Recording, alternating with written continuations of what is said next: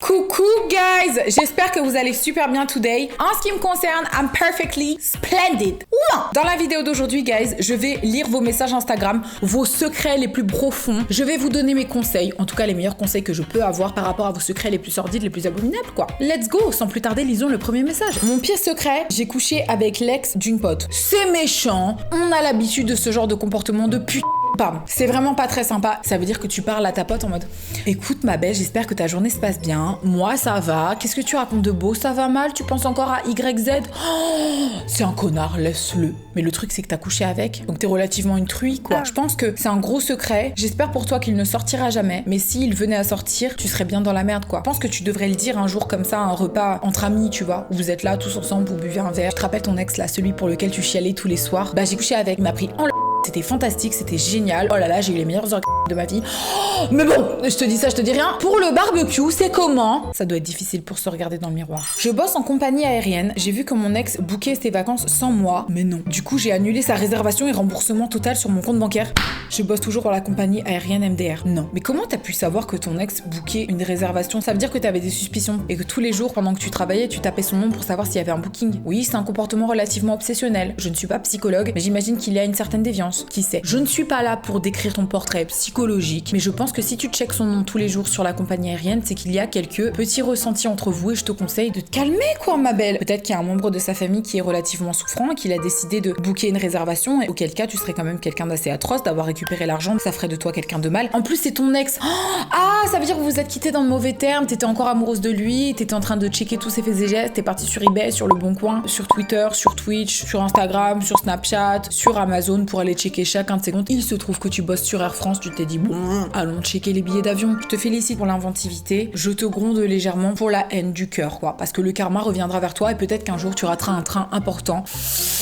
Mon petit conseil, c'est vraiment ne prenons pas la peine de gâcher la vie d'autrui, laissons-les vivre leur vie, oublions-les, sortons avec nos amis, allons en restaurant, allons en boîte, quénons avec une multitude de personnes, mais oublions nos ex, quoi qu'il en coûte. Quand j'étais en CE1, pour commencer, tu étais petite, on a quel âge en CE1? 7 ans! Bon, t'avais 7 ans, alors si ça c'est ton plus gros secret de quand t'avais 7 ans, je m'attends à quelque chose de relativement léger quoi. Un vilain petit garçon volait les goûters de ma meilleure copine, le bâtard, 16h, le moment du goûter, un moment crucial pour moi, petit Nutella, petite tartine, petit verre de lait, la base, ça réconforte, donc déjà on ne touche pas au goûter d'autrui, c'est la règle numéro 1, mais on continue. Il volait les goûters de ma meilleure copine, un jour j'ai pris sa petite bouteille de jus d'orange et je suis passée aux toilettes, j'ai remplacé le jus par mon pipi. Comme prévu, le cafard lui déroba son goûter et il se délecta du jus d'orange au pipi et il cracha tout, ce fut la fin de son règne. 7 ans? Ah, je suis un peu ahuri quoi. Ouais, ahuri, c'est le terme qui me vient à l'esprit. En fait, comment à 7 ans tu te dis j'ai une idée ma belle, tu sais quoi, il te vole toujours ton goûter, on va remplacer le jus d'orange par de la pisse, il va le boire comme d'habitude et il va arrêter. C'est extrêmement malin et ingénieux pour un enfant de 7 ans. Normalement, un enfant de 7 ans pleure et dit il m'a volé mon goûter. Toi t'es là, tu dis non ma belle, let's do something crazy. Pour moi t'étais un enfant avancé. J'attends de mon futur enfant qu'il fasse la même chose. Vraiment, avoir des plans ingénieux, ne pas se laisser intimider par autrui. On remplace le jus d'orange par de la pisse. C'est réglé en 2 secondes, on met fin au règne d'autrui. Et j'encourage qui que ce soit qui se fait intimider à user d'inventivité et de vice.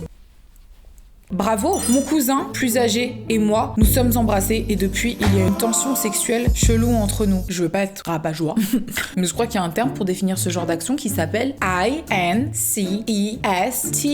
Consanguin! J'arrive pas à concevoir qu'on puisse voir un membre de sa famille comme quelque chose d'autre qu'un membre de sa famille. Je ne comprends pas ça. Après, j'imagine qu'il y a des gens qui ont des pathologies. Je dis pas que t'as une pathologie, hein.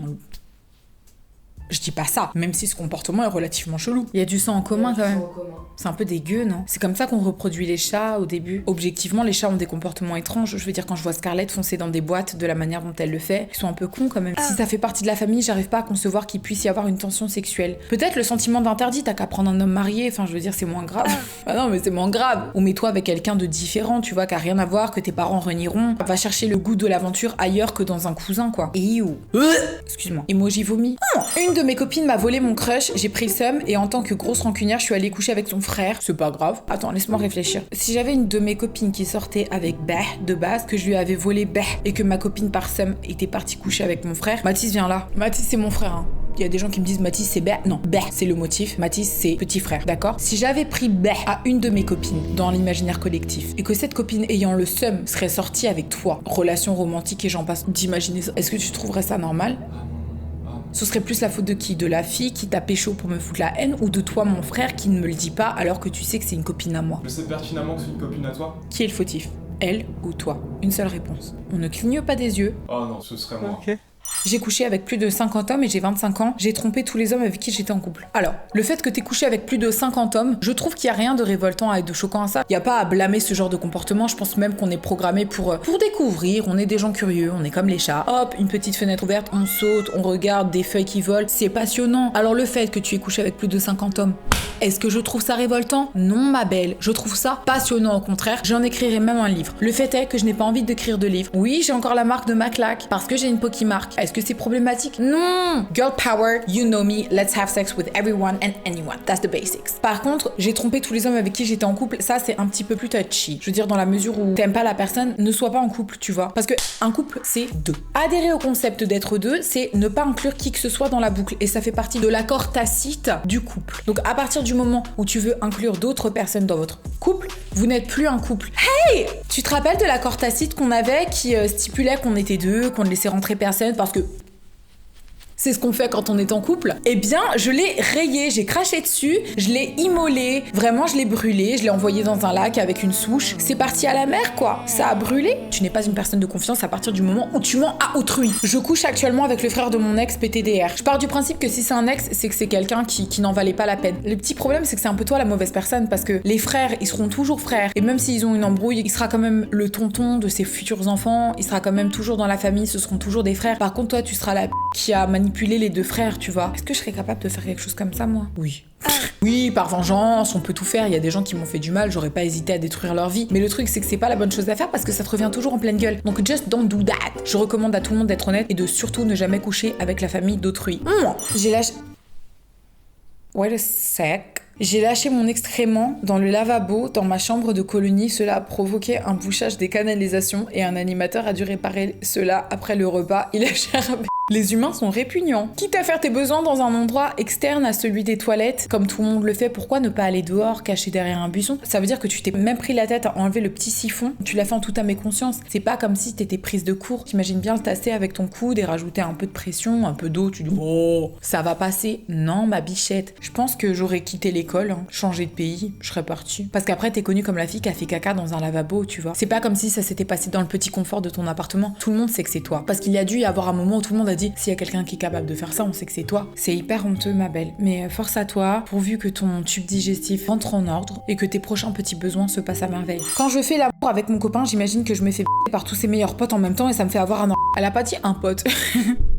Elle a dit tous. Si t'as besoin pour connaître le plaisir magnifique que de t'imaginer que t'es avec tout le monde sauf ton gars, c'est peut-être que ton gars n'est pas la bonne personne. Je dirais pas mets-toi en couple avec l'intégralité de ses amis, mais peut-être que t'es stimulé par des choses et que t'as des envies que tu réfrènes. Ah, quel est le bon conseil à donner à une personne qui... Ah non, elle a dit vraiment c'était récurrent quoi, c'était de base. Vraiment pour connaître le plaisir avec mon mec, je suis obligée d'imaginer qu'il y a l'intégralité de ses amis qui me kennent quoi. Ça veut dire que t'es le genre de meuf quand t'es avec ton gars, tu regardes tous ses potes quand il est avec tous ses potes et tu dis putain je suis trop fraîche, ça se trouve je leur plais à tous. T'es un peu le genre de meuf qui a envie de plaire à tout le monde. Peut-être que t'es en train de tester ton pouvoir de séduction et c'est pas grave tu sais, c'est très bien, c'est une phase par laquelle tout le monde doit passer. Bah écoute, essaye de coucher avec un de ses potes et tu nous en diras des nouvelles. Ouais. Je me suis assise sur le hamster de mon frère et il est mort.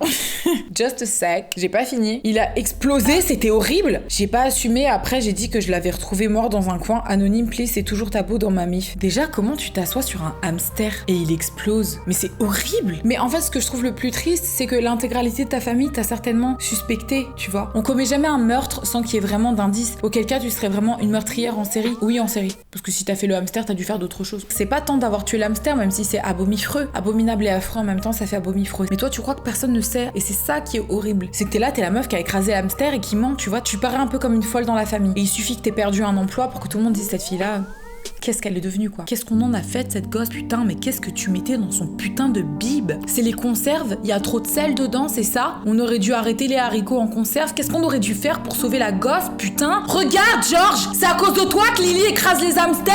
Putain. putain, Lily, elle est foutue. Faudrait que tu leur dises un jour, écoutez, je sais que tout le monde est au courant depuis, mais c'est moi qui ai écrasé l'hamster. Je sais, j'ai très bien menti, tout le monde m'a cru, mais c'est moi. Et puisque je suis une personne qui a grandi spirituellement parce que maintenant je consomme de l'eau, je tiens à vous dire la vérité. Et tu sais quoi, ils te pardonneront. Ne choisis pas Noël pour le faire, c'est tout. Une fois, j'ai changé de tenue dans une église avec des copines.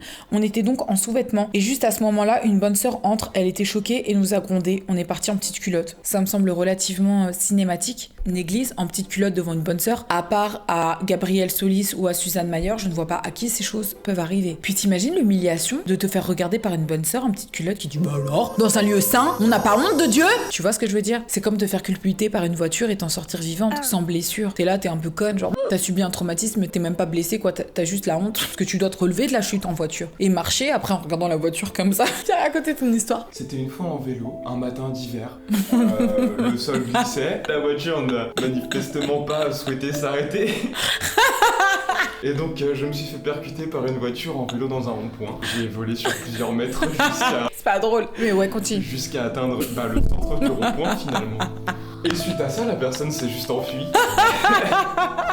Je rigole, mais c'est pas drôle. Moi, j'ai eu très peur ce jour-là, j'ai cru que t'allais crever, j'étais au bout de ma life. Mais juste, tu as repris ton petit vélo, t'étais là, bon. Écoute, la journée commence bien. Oh non, c'était déjà un petit peu en retard. À toutes les personnes qui ont écrasé des personnes sans rien dire, vous finirez dans un endroit très chaud qui s'appelle l'enfer. Mon premier bisou, ça a été mon cousin, j'ai extrêmement honte. Oh, vos histoires de cousins, vous m'avez saoulé. On dirait que c'est monnaie courante. L'inceste, c'est pas normal. Stop, c'est chelou. Hier, j'ai ken avec une chèvre. Bah, c'est bien, tiens.